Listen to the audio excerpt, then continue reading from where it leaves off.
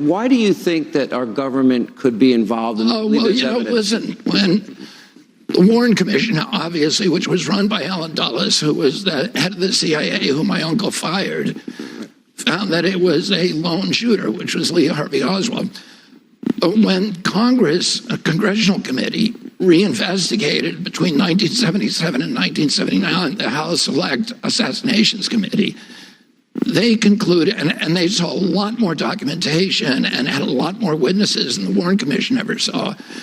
They concluded that my uncle was killed by a conspiracy. And most of the people, for example, Richard Schweitzer, who was the head of the committee, publicly said, JFK, the President of the United States, that the CIA was involved in the murder of the President of the United States. And that's quotation. Most of the people on that committee at that time believed it was the CIA, that it was believed certain people in the CIA. You were 7 at the time?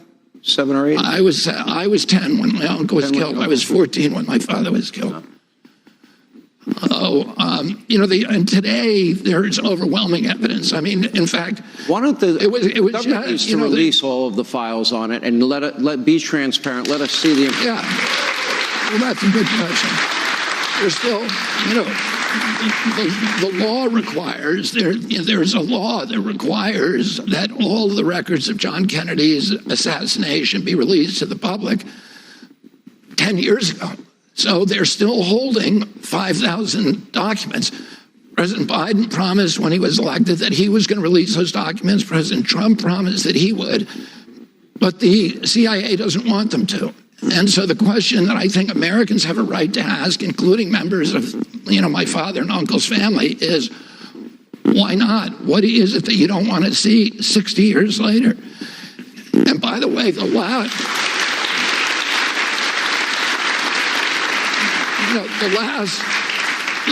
tranche of documents released had documentation in there that finally got even the New York Times to admit that Lee Harvey Oswald was a CIA asset, that he was working for the CIA.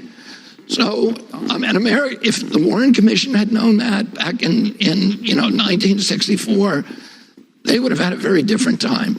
And the House Assassinations Committee never knew that. That was released. We've known that we've had documentation that known that at least a decade.